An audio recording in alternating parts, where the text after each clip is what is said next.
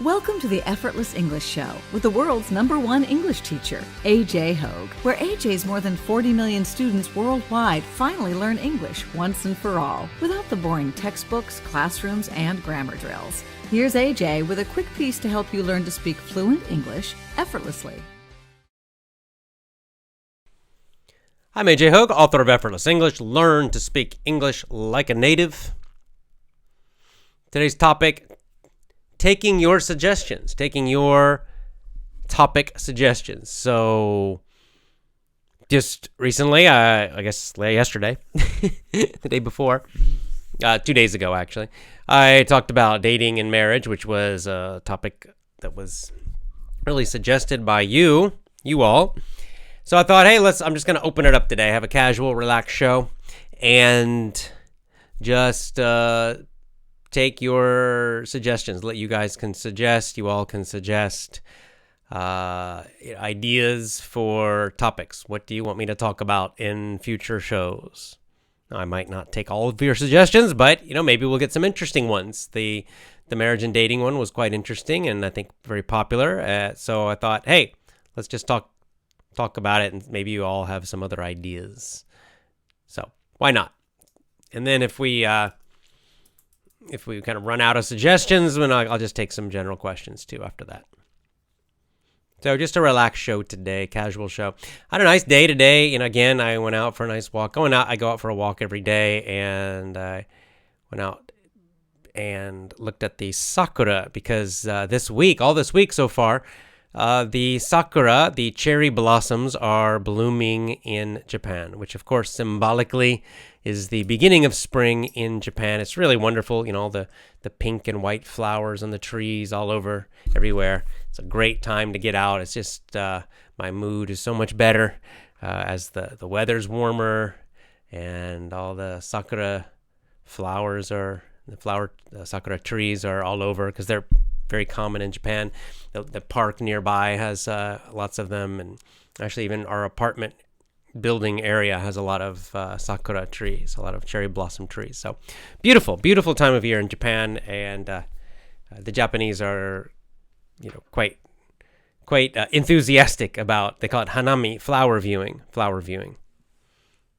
So anyway, I went for, as usual, a nice long walk today and looked at the cherry blossoms. It was great.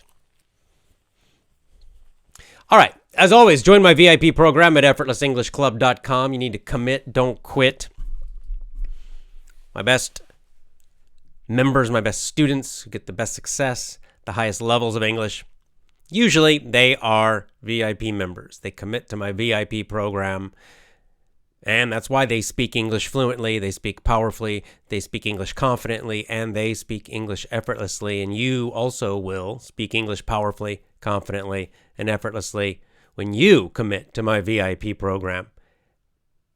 Join and commit at effortlessenglishclub.com, effortlessenglishclub.com. Okay, so now it's time. First, once again, I'm in members only mode right now. Only members can comment. Support. This is not VIP members. It's just YouTube supporting members. You can join the YouTube channel for like $5 a month or something, I think it is. There are other levels. If you want to support the channel more, you can. I, of course, very much appreciate that. And it's just a way to support the show a little bit. People have asked me to do this, so that's why I'm doing it.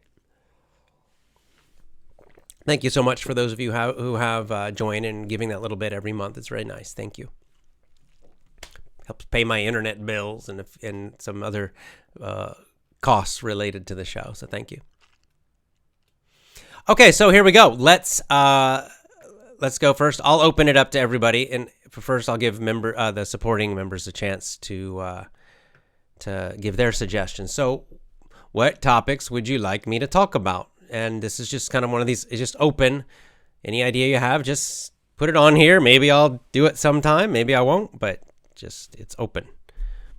All right. So first of all, Vladislav, hey, hello to you, and hello to Elena. And Fernando says, good morning from Brazil. Good morning for you and your family. Hope your wife and kids are doing great. We are. We're all doing very well. Very nice day today together. Marcin, good to see you. Okay, Elena says, after the dating and marriage show, I was so thankful to God that I've got such a good husband and a happy family. I'm so lucky. Yeah, me too. Me too. I feel the same way. I feel very, very, very blessed and fortunate. And, I think this is maybe a more good news for people who maybe have had a hard time with this area of life, that the good news is that you can have a hard time and then finally it will work out. It will be okay. And then you really appreciate that. You really, really, really appreciate it when you've struggled in this area for maybe many, many years. And then you finally have, you get married and you have a good marriage and you have children and a great family. And then you realize how important that is and how special it is. So that's maybe in general, I'd say in life, right? That the things that are more difficult and tougher, we tend to appreciate more, right? When we finally succeed, when we finally get a good result, then if it was hard to do, we tend to, be much more grateful and appreciative of that, right? If things are really easy, we say in English, take for granted, right? It's easy to take things for granted if they're too easy or too cheap, right? Take for granted means you don't appreciate it, right? It's something good, but you don't appreciate it. And so, you can look at it that way too, that if you have had a lot of problems in this area and maybe now are having problems, it doesn't mean you always will, right? The past does not equal the future. That's a Tony Robbins, one of his favorite quotes or one of his favorite sayings. And he's right. So just because you had certain results in the past, it doesn't mean this will continue in the future. And you can solve this area of your life. You can get have a good marriage and a great family, and you will really appreciate it then. Okay, non-native speaker says, once I suggested this topic, I'd like to hear about, oh yeah. Okay, I should take notes. I'll finish reading this one second. Let me take notes because this is a good topic. Okay, yes, that's right. I would like to hear about your homeless in Athens experience. What lessons have you learned? Okay, yeah. I'm just going to take notes. That's when I was living in my car. So I had two experiences doing this. As some of you may know, once I lived in my car. That was the first time, a small car with a dog in my hometown of Athens, Georgia. And that was for a summer. And then the second time I did it, then I went abroad and I lived in actually Japan, teaching English for a little while. And when I came back, I lived in a van for a whole year in a different town in Georgia. But it's funny because I was just thinking about this today, because I just messaged one of my friends, a friend of mine. He lives in Bali. His name is Kenny Peavy. And I was thinking of this because, Kenny and I kind of had met Kenny before, but I'd say Kenny and I really became friends during my time when I was doing this homeless in Athens, when I was living in my car in Athens. That's when I'd say we really became friends. And the reason is because he was doing exactly the same thing. We had not talked about it before. Like I said, we weren't really friends before, but just independently, we both decided to try this. I called it my hobo poet experiment, right? Living in a car. And he called it Young Homeless Professional. And he wrote a little booklet about it. It's called Young YHP, Young Homeless Professional. But it's just interesting because he was doing the same thing. He was working. Now, I was not working that first time. I quit my job and I had the whole summer off. So it was great. He was working, though. He was working at a nature center there, the Nature Center in Athens, Georgia. And he was living in his truck. And I think he was camping sometimes at the Nature Center. And nobody really knew about what he was doing. Nobody at his job knew that he was, living in his car, basically in his truck. But like I said, we had known each other. We'd met before through another friend of mine. But then when we found out that, he was doing that, and he found out I was living in my car, and, we were there in Athens that summer together, we really became friends at that point. It was very exciting because we were constantly, talking about our different experiences and sharing ideas about it. And we played Ultimate Frisbee, which is kind of this cool, fun game together, and on a kind of a team, and it was really fun. And then, so I was thinking about Kenny today, because of the coronavirus stuff, and I just thought, I haven't talked to him in a long time. So I messaged him today on Facebook, and then I started thinking about that Athens experience. So anyway, non-native speaker, it's a great suggestion. I would love to talk about it again. I'll do a show about it. It's one of the more interesting and enjoyable experiences of my life. Was homeless in Athens, or living in my car in Athens, Georgia. It was really, I'm so happy I did it. It had a strong influence on my life, and it was a very positive experience. And anyway, yes, good suggestion. All right, here we go. Next, Samuel Lunardi says, how about how to fight procrastination? Is it a good topic? Many people at home use this. Yes, that's a good one. Now, to be honest, how to fight procrastination. I also procrastinate a lot. So I'll share with you how I deal with it. But I'm sort of, it's something that I do too, a lot. So yeah, that might be another one of those discussions. I'm not sure I can give great advice on this topic, because I still do it myself quite a lot. But on the other hand, despite procrastinating a lot, I still have success in the areas of my life that I want success, and I still do what needs to be done. So for me, it's about prioritizing things that are very important. I do every day. And then other stuff that that I feel is less important, I do tend to procrastinate a lot in that on those things. But anyway, it's a good topic, so yes, I wrote it down. Lisa says, unfortunately, some members cannot support your YouTube channel. Yeah, right. It's not an option. People from Iran, Iraq, Egypt. Right. That's why I opened I'm not going to do only members all the time. I'll just give you guys, kind of the first chance to comment. So you definitely get your comments read. And then I'll go to everybody so that they have a chance to. Elena says, I love all the topics you're talking about. We learned so much from you and the books you're sharing with us. Thanks, AJ. Great. Thank you, Elena. Marston says, I like topics about the red pill. We haven't discussed this topic too much since we finished Brave New World. Well, now's a good time. I love this topic.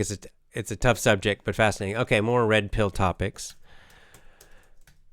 I think as more information comes out eventually about what's happening right now in the world, we're going to get a lot of red pills, because I guarantee what we're getting on the news is lots and lots of lies, and what we're getting from governments are lies or deceptions.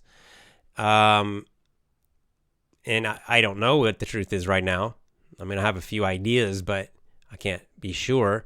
So we're going to have to wait. It's just one of these things that, when it's happening in the moment, there's so much disinformation coming that it's very hard to figure out what's going on. But red pill topics, again, good idea.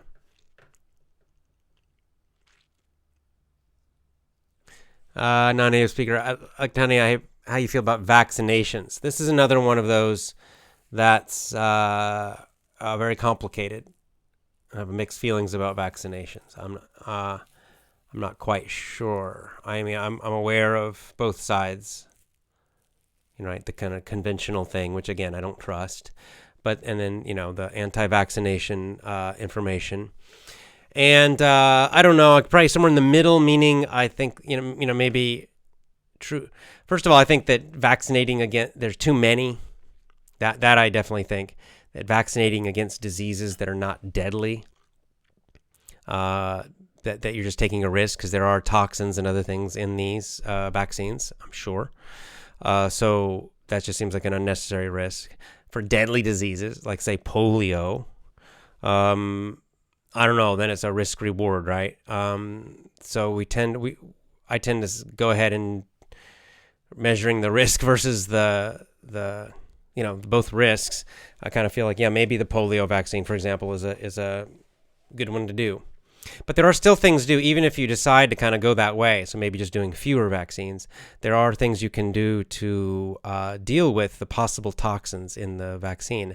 And one of the main things you can do that's very, very helpful is to give your child a high dose of vitamin C, especially liposomal vitamin C, just before and just after getting the vaccine, and do that, and actually even for the next few days, keep them on a pretty high doses of vitamin C. Vitamin C is very safe, and liposomal vitamin C does not upset their stomach, and it's absorbed better too.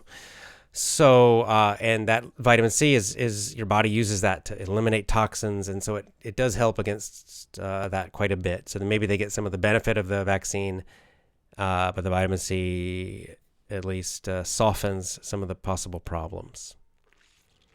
It's a topic you have to look into because it's very complex. So anyway, I'm still researching it and learning about it.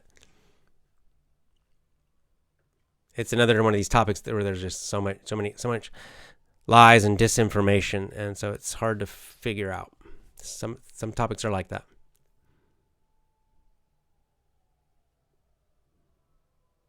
Samuel Lenardi says, another good topic related to marriage, how to cross hard times together, maybe for the book club. Yep. I'll like say book club.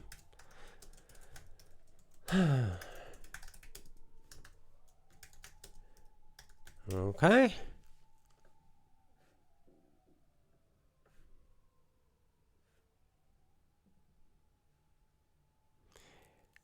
An idea about coronavirus is they're using it to control people.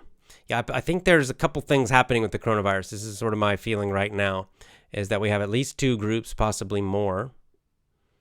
And we have kind of the globalists, bankers, Rothschild sort of group that are in power, mostly. And then you've got maybe the Q people and some patriots and things like that, and that they're both trying to use this for their own purposes, and they're engaged in this sort of hidden war that's happening right now between these two factions. And certainly the Rothschild group, the globalist group, definitely wants to use this as a way to control everybody.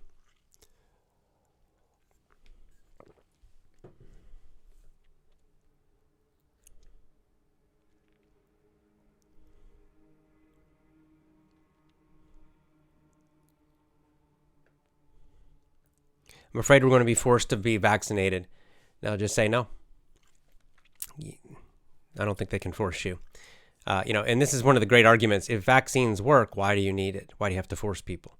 It doesn't make any sense, right? I mean, if you're vaccinated, why do you care if anyone else is? If the vaccine works and you're protected, then it doesn't matter what other people do, right? I mean, that's an easy argument against it. Against anyone trying to pressure you to do it. Just say, well, why do you care? You get the vaccine and you're protected, so it doesn't matter. Okay, Fernando says, I want to know how anyone can get rid of a bad addictive behavior. There's a person in my family like this. Oh, man, that is a hard topic. I don't know. I don't know I can answer that question. So I don't know if I can talk about it because I mean, that used to be my job. Not only my job, but I worked in that area a couple times as a social worker, working with drug addicts and alcoholics. And it's one of the reasons I left social work, because honestly, a lot of them cannot be helped. Actually, I would say none of them can be helped in a way. So just let me finish. I'm not saying it's hopeless, but I'm saying is that no one, like let's say there's someone in your family and they're a drug addict. Can you help them? No. There's nothing you can do. That's my opinion after many years working with alcoholics and drug addicts. There's nothing at all you can do other than maybe some tough love of don't give them money, don't let them live with you for free, don't tolerate their behavior in any way or help it. Other than that, there's nothing you can do to help them. And what do I mean by that? I mean is that no one else can break the addiction. Only they can. Only they can. So only they can help themselves. Now, if they become really serious about that, then they can go to, then you can maybe help them get into a clinic or whatever they need to do, or they'll just fucking quit. Okay? They'll just quit on their own. So it has to come from them. See, the problem is what I just saw again and again and again. I just got sick of it, honestly, as a social worker, was that, you have a drug addict and everybody around them is trying to help them and trying to get them to quit. All their family, all their friends, the social workers, the doctors, everybody. But still, they would just go right back and use drugs again, right? Because it didn't matter how many people try to help them, because only they could do it. It had to come from them because it's a choice and they have free will. So that's, I don't know, I guess that's kind of good news or bad news or what, but it's just the truth. So if you know someone like this, you just have to stop trying. Stop focusing your life on them and their addiction. You're just letting their addiction, this is what happens too with addicts, is their addiction destroys everybody else's life around them. Everybody around them focuses on them and trying to help them and stop them, and they become the center of everyone's focus. Don't do that. It doesn't help. Don't do that. Instead, you just let them go, and if they do decide to stop, then, of course, you encourage them to keep going and all of that. But it has to come from them. That's my experience.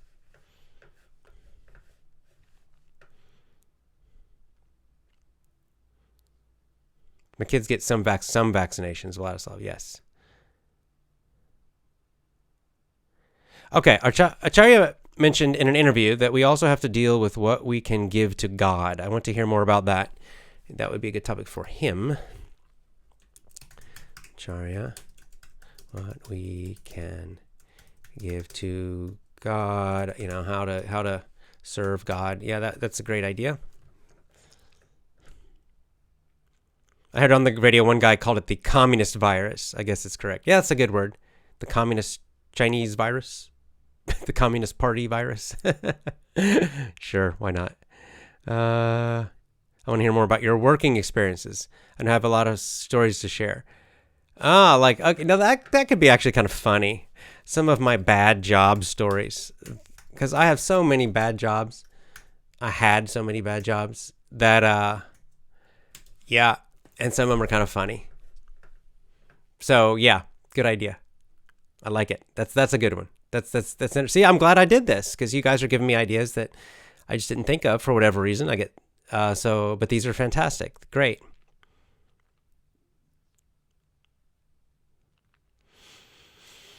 Okay, so I think I'm going to open it up, guys, to everybody else. A couple more. Let's see. Why do some people popularize immigration like in the U.S.? People believe in other countries' laws are better.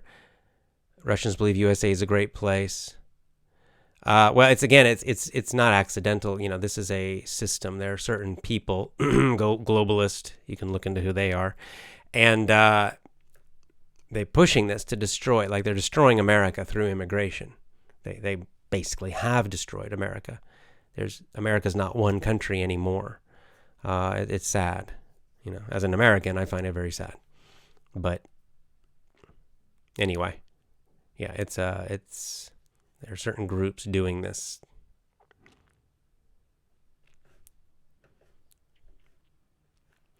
Okay, let me just open up the comments. Oops. All right.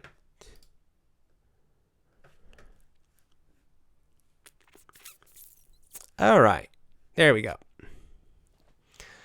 So the last one here from members only. My wife told me that in the future, this is Samuel, it's possible a chip can be put in our bodies used to control, and without vaccine, you can't travel, for example.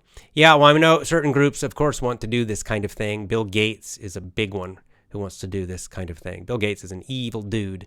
And, yeah, there are certain groups of people who want to do this. You can call them globalists or whatever.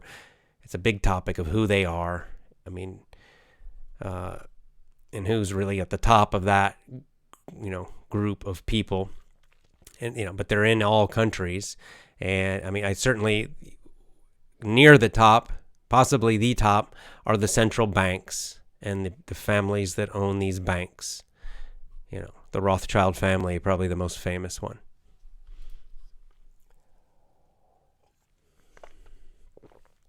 Okay, here we go. We are now on we got open comments now. Hey, good to see everybody.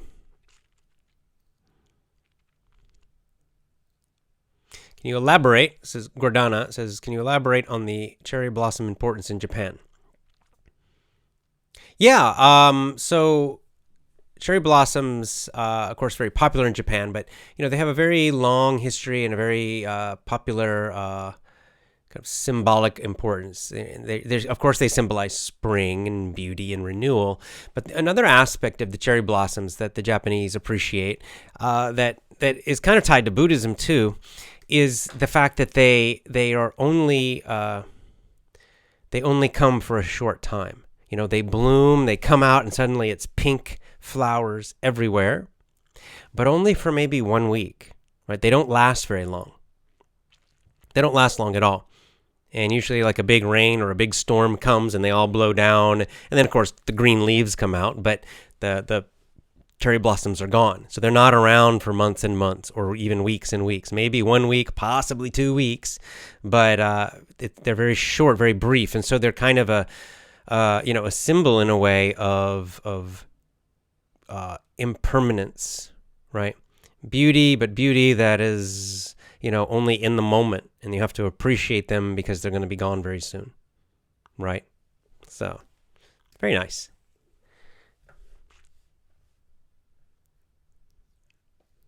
Yes, Amir, do I know about Bill Gates' ID 2020 project? Yes. Look into it.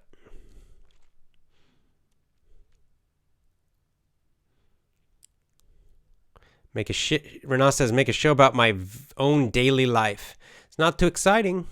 Mostly I play with babies and go for walks. I don't know if that would be a good show.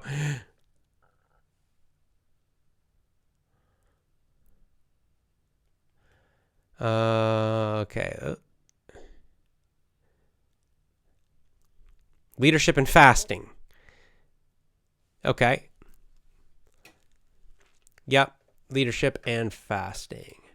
Well, of course, fasting. I'll definitely talk about fasting again. And leadership is another great general topic that I frequently will talk about. So, yes, indeed, for sure.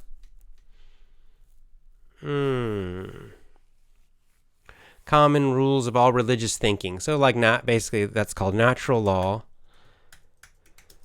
or dharma.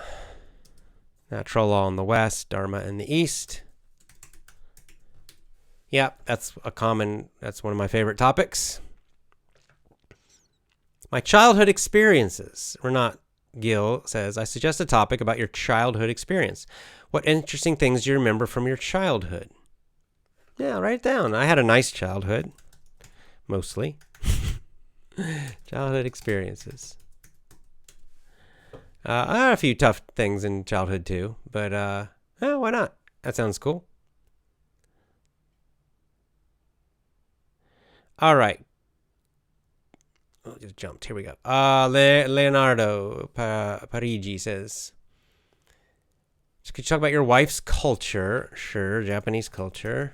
That's a big topic, but yes. Do a show about how shadowing work. Okay, shadowing. Yes, in detail. Yes. Okay.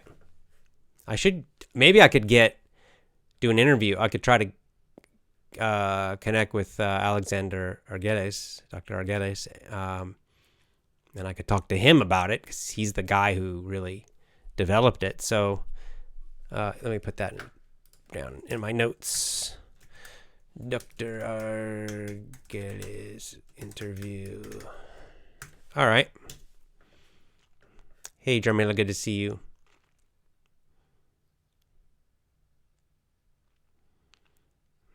why do I believe in God? I mean, just it seems irrational.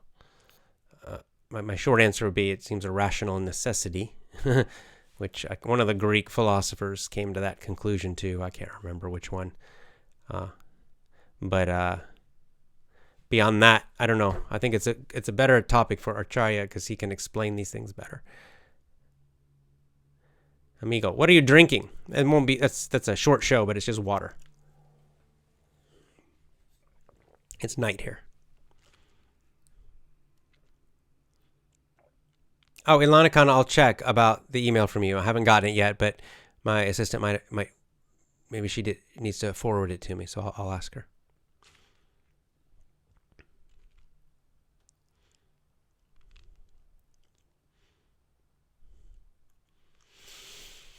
Kind of connected. Another group I've worked with a little. Marson says, "Boy, you guys, social work stories here. What do you think about women who are abused but still stay in this kind of relationship?" Yeah. What's the reason for them to stay? Many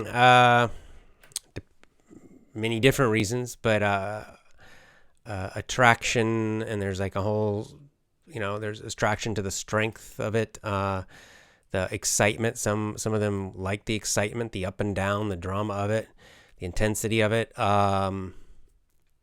Others are, kind of highly dependent on the person. Others, it's almost like a weird addiction. There's all kinds of bad reasons that they do it. Fear of change. Yeah, feeling they can't do better. It depends, so it depends on the individual, but it's these kinds of things. It's another very frustrating group to deal with. Maybe you're starting to see why I left social work. I found it a very frustrating job trying to help other people who didn't want to help themselves. In the end, it's a dead end. Trying to help people who won't help themselves is, you can see this kind of self-destructive behavior, because I came to the same conclusion about these kind of women. It's like, well, if they won't help themselves, why am I trying to, getting all incredibly upset and worried and spending all this energy trying to help them, and they won't help themselves? It's insane. And you just realize that they have free will. If they want to stay with someone who's abusive, well, it's their choice. It's a stupid choice probably, but it's their life. So, yeah.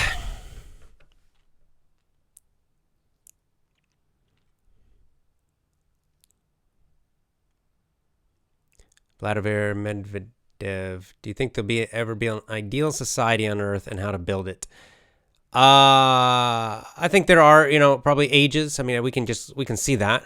You can look just in history and literature, and you can see that certain places and times were, a golden age of understanding, and where the people, or at least many of the people, some of the people were, at a much higher level than we are now. But, like a utopia. No, I think it's, I think we have to just take care of ourselves, because whenever people try to create a utopia, it always turns into Brave New World or 1984 or some kind of hell.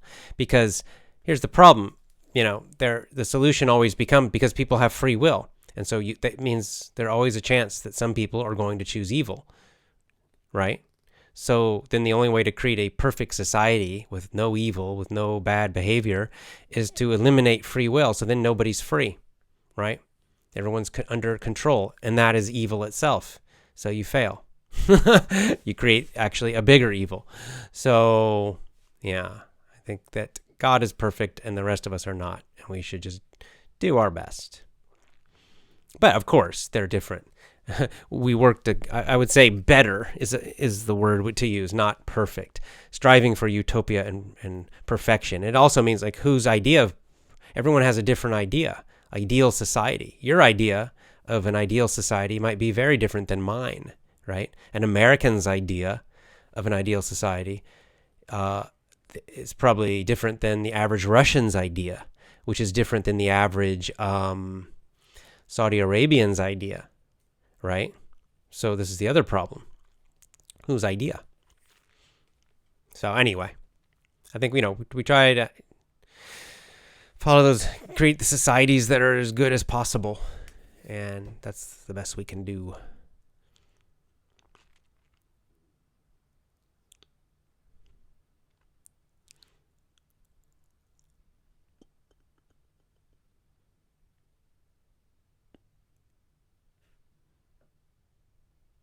What do you think of the path of our soul? We often want to help at all costs, but we can interfere in the spiritual development of others. Yeah, that's that's a nice way to say it as well. So again, getting back to the topic of people who are addicted or people who have self-destructive behavior or choices, how to help them. And Lisa's saying, well, there's this idea. It's kind of along the lines that they have free will. They have a path. Their soul has a path. And for whatever reason they have chosen this path, right? Maybe they need to learn something from it. We don't know, but it's their path, and so trying to interfere with that, trying to stop that some way. Maybe they will grow spiritually from it eventually. It's just we can't interfere with that. We can't take away their ability to choose. That in itself is evil. So yeah, it's hard to see. It's hard to watch if you care about them, of course. Of course it is. Okay, Ken says, what about the topic emotional intelligence at work and home? Okay, yeah, that sounds good. You write it down. Emotional intelligence. Hako says, what you said about social work is kind of sad because I studied social work. Probably not going to work with drug addicts. Yeah, that's the good thing about social work. You can work in so many different areas, so you don't have to work with drug addicts. Some people do. The people who seem to do best with drug addicts are ex-drug addicts, right? People who used to be drug addicts and then they got clean. They, I find, are the best drug counselors because they did it themselves, number one, and number two, they see all the bullshit. They can't be tricked. They can't be, those guys, they're the toughest ones. They're the toughest ones. I mean, always when I worked in these areas, it was the ex-drug addicts who were now counselors. Man, they were tough. They were tough. They would not accept any kind of lies or nonsense, right? Because they knew. And so those guys, and they have, of course, a very strong, powerful mission to help people in that area. I think they make the best drug addiction counselors. If you're not a former drug addict or alcoholic, it can be a very, very frustrating area to work in. But maybe you would like it. I don't know. But I hated it. I hated it. Eventually, I just grew to hate it.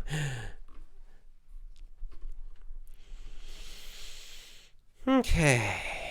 Will I interview Acharya again soon? I will. Yes. Okay. Language learning. Maybe interviewing Steve Kaufman or Blaine Ray. Oh, yeah. Now, I've done Steve Kaufman more recently. So, Blaine Ray or... I've never interviewed Krashen. Blaine Ray, SD Krashen interviews. I did interview Blaine Ray, but it was a long time ago. Maybe Matt versus Japan again. Okay. I kind of like the idea of Blaine Ray again because it's been a very long time for him. And Stephen Krashen, because I've never interviewed him before. So, and he had a big influence on effortless English. Still does.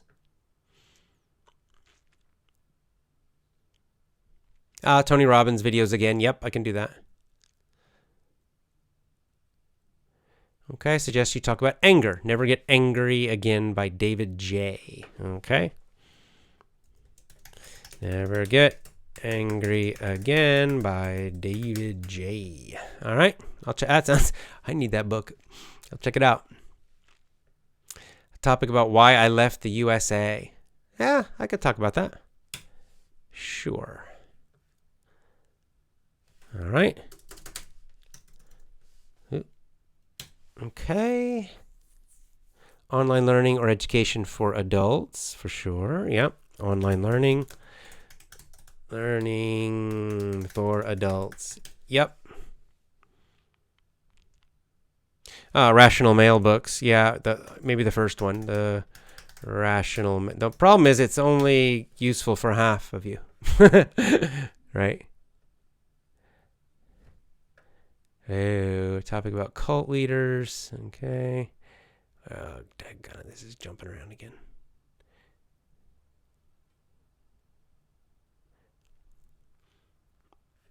Fleefy says, after the challenge, a weekly discussion, you choose a topic, we give our opinion in recording voice.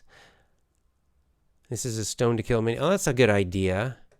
And you all record like videos or audio. Videos would be cool, right? And just make your own YouTube channel, and you could all share, kind of discussing the same topic, kind of like like a speaking club, like a what's the name of that club? Toastmasters Online. We could call it Toastmasters Online EE version. That's kind of cool. I like it. All right. What do you think about Steve Jobs? Was he evil as well? I don't know. Not to my knowledge. I think he was a pretty hard guy to work for. To my knowledge, he wasn't evil like Bill Gates. It seems like he just cared about making his company really successful. But I don't know. But that's as far as I know, he wasn't. Oh, working remotely. That's a good idea. How to, tips for working remotely. Tips for working remotely. That's a good idea.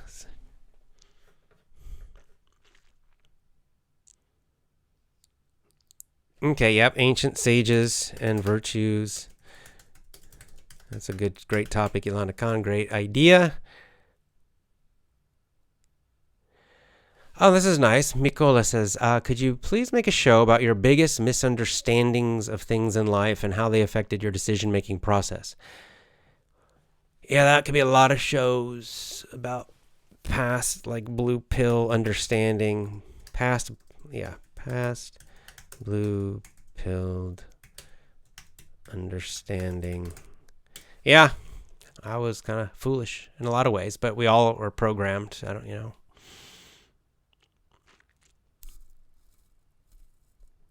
Which city are you living in currently? Osaka.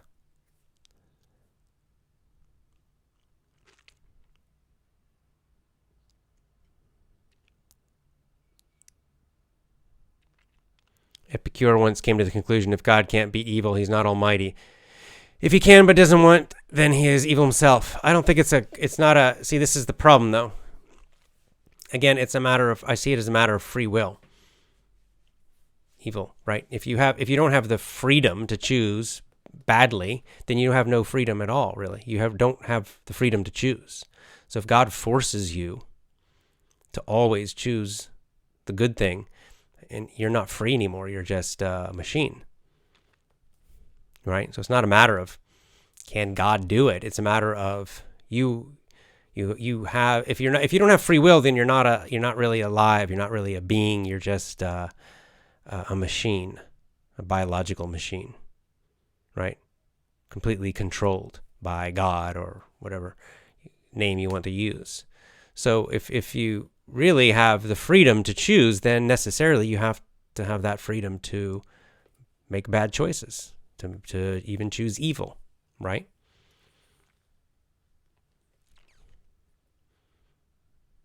So that's why I say, like, when people say they blame God, it's because God is evil himself because he won't stop it. No. If he stopped you or stopped anyone from making that choice, then that is an evil act to stop free will. You no longer have any freedom. You can't. It means you've just became a machine, completely controlled. So that's a basic argument against that.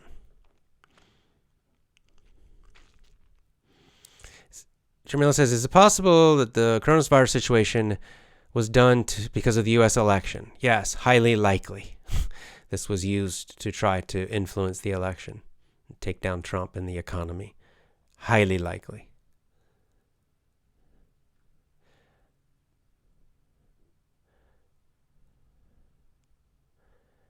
So Sriracha says, "Hi, teacher. I'm glad to meet you. I try to follow your every topics. Very busy. No problem. Like every one of your topics, very useful. Thank you. Thank you very much."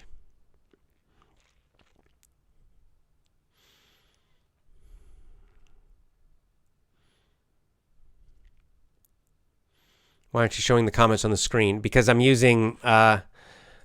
having to use the YouTube software for streaming, and it doesn't show the comments. Sorry. I'll go back to my old software maybe later. Is it possible to get a good job in Japan without a degree? I don't know. I don't work here. I mean, I have my own company, but I don't have. The only job I've ever done in Japan was teaching English, so I really don't know the job situation here for Japanese people.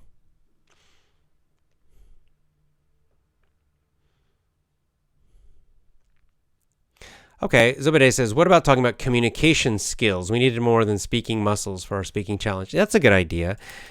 Communication skills, which includes persuasion.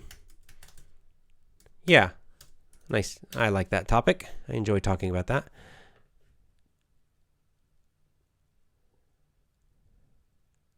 Okay, let me just jump to the bottom because they're coming in so fast. I'm going to jump to the bottom and go backwards. What's your opinion about the Learn Real English course? Well, I will buy it. Yeah, buy it.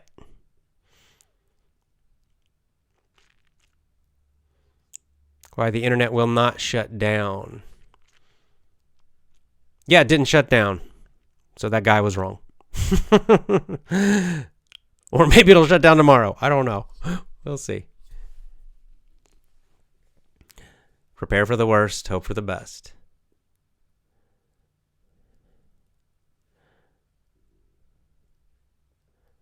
Topic about religion and psychology, okay?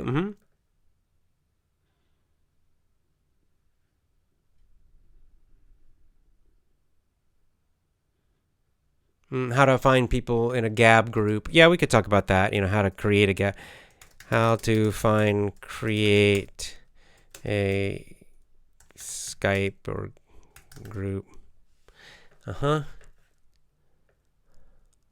As a book club, The Compound Effect by Darren Hardy. Okay. Is that about investing? Effect. All right. Thanks, Cleefy. Homeschooling online lessons. Okay, more about, homeschooling online curricula, probably, right? Curricula. Yeah. Not curricular. All right.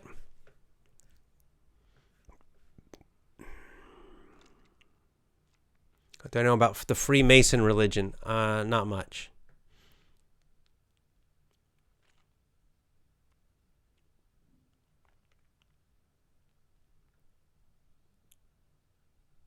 About exorcism. Oh, that's interesting. Yeah, that'd be very interesting. Physical activities for kids for free. Oh, yeah. That's fun. Kids activities. Kids physical activities. Well, there's tons of them. Along that topic, this is Anastasia suggesting that. What I've did for my own kids, what I have done is I went and I decided because I've already told you, right? I don't want to do, they're not going to have iPads and phones, and they're not going to be watching TV. So I was like, exactly this kind of question. Well, I need some activities and games and things. So what I did is I actually searched online. I searched on eBay and Amazon for old books about kids games. So like old. So I mean like old, like 1915. 1900, 1917. And so I found a bunch of them, mostly on eBay, and ordered them, and I got them. Some of them are like almost falling apart, right? But it's really cool because they've got all these old games that kids used to play, right? And a lot of them are physical games that they play outdoors. Some of them are maybe little games you can play inside. So it's cool. So I've got hundreds of them now to go through and just, pick one and we can try it. So that's one thing you can do. How old am I? 52. Copywriting, yes. How can you talk about how modern sport destroys your body? I guess it depends on the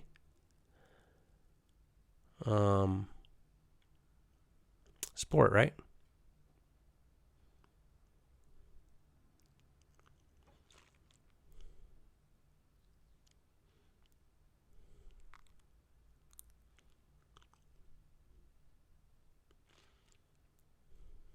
Astronomy. It's an interesting topic. I'm certainly not an expert on it, but it's certainly an interesting topic.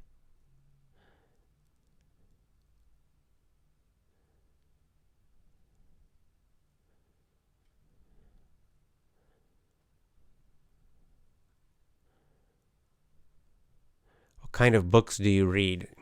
Amina says. So because we're kind of getting into questions now. I don't know. Mostly nonfiction at this point. Nonfiction or religious philosophy books.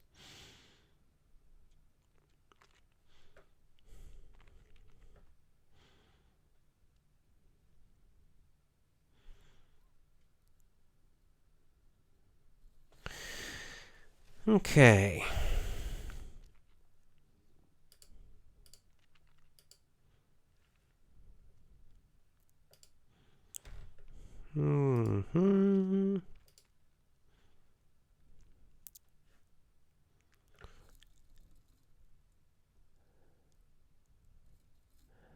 Okay, a couple more. What time is it? Yep, a couple more, and then I'm going to go.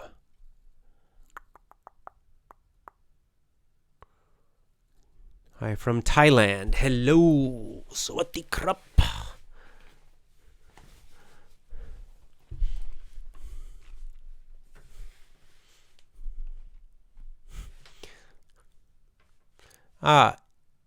You like Carlos? Nice to see you too. Thank you.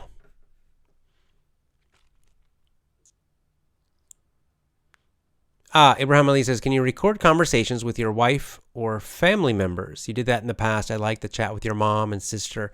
Yeah, like my mom's a good one.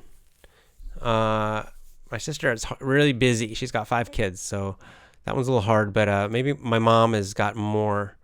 Christina, thank you so much for the super chat. That's very nice. Thank you. Appreciate it. Oh, I'd like to know about Stoic philosophy. Yeah, that could be interesting. Like Marcus Aurelius, right?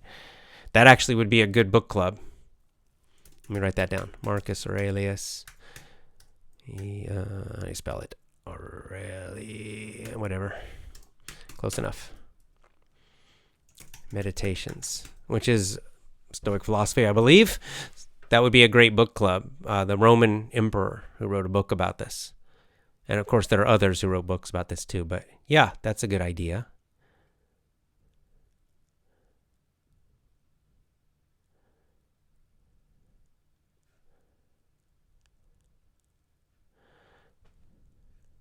Healthy nutrition topics.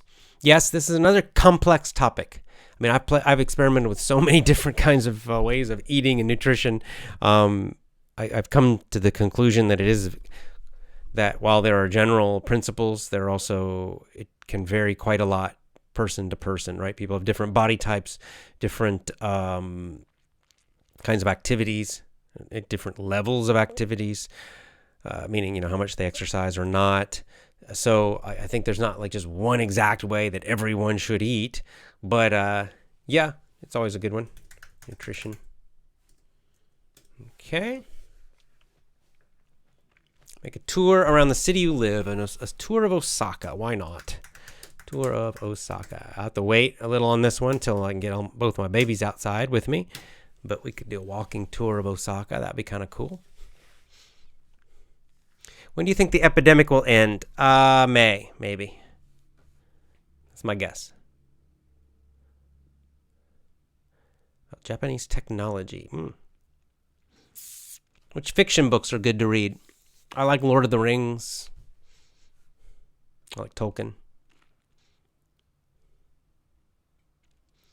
How do you prepare your own kids for the future without technology? There's nothing. I mean, what's there to prepare? Using a computer is easy.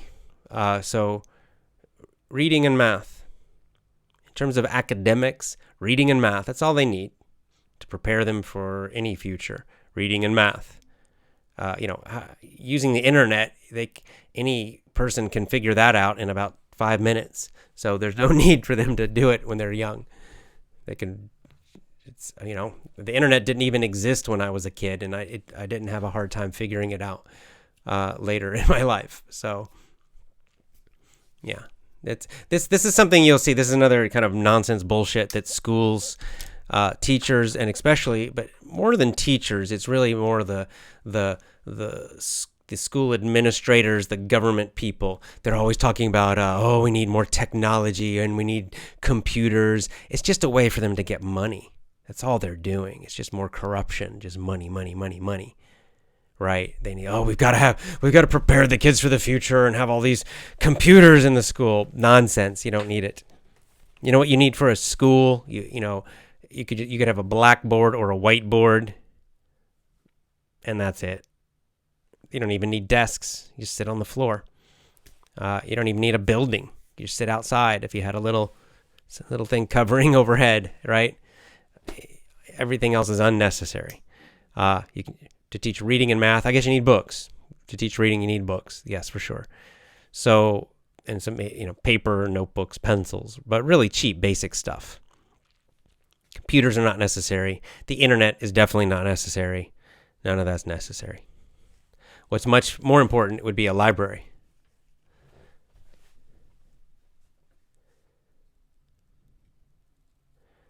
Do you speak Thai? That's about all my Thai, unfortunately. I don't speak much Thai. I used to know a little more, but not so much anymore.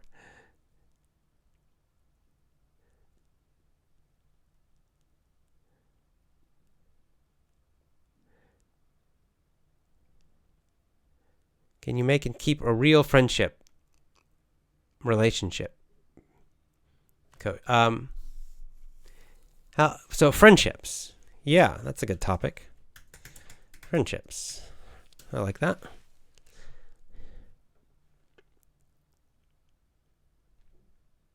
You look like my father, but he doesn't have beautiful eyes like yours. Well, that's nice. Thank you. Yeah, please do Meditations by Marcus Aurelius. Yeah, that would be great. That just got added to our book club list.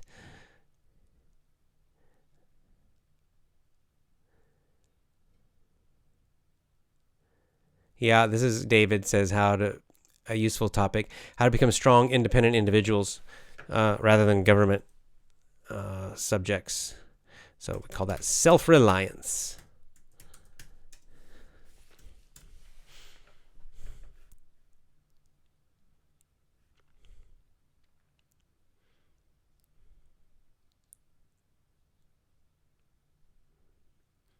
To the degree conversation recording. A topic about life in the Middle Ages. I would have to do some research about it, but yeah. MGTOW de Izquierda. Good. Yeah, that's interesting. There's a course on that on Unauthorized TV. I could watch that maybe. About traveling the world. Travel stories. I've got a lot of funny travel stories too. What's interesting about travel is that the bad experiences are always the best stories. And the good experiences, maybe they're nice memories, but they're not the best stories because they're kind of boring stories. If you say, I was on a beach and it was beautiful and everything was great, that's a nice experience, but as a story, it's boring. But if you have a huge disaster and you miss your flight and then you get cheated and then some people pick your pockets and then you have to sleep on the sidewalk and on and on and on, all this bad stuff, that makes a really interesting story later. So it's usually the bad experience, the experiences you hate when they're happening, but then later they're the best ones to tell other people. They're the most interesting, typically.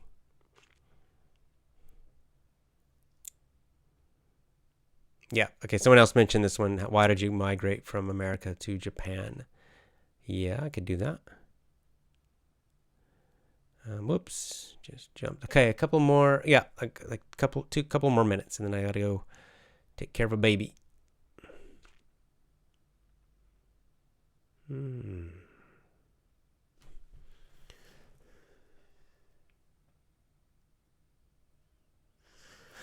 Tan says, I have two choices. One is work with my family business. Second is work with my major.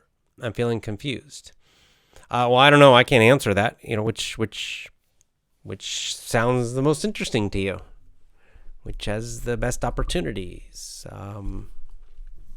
Yeah, I don't know. Here's the good thing in these kind of decisions, and this is something that's just good to remember. Especially younger people, when you're facing a decision like this.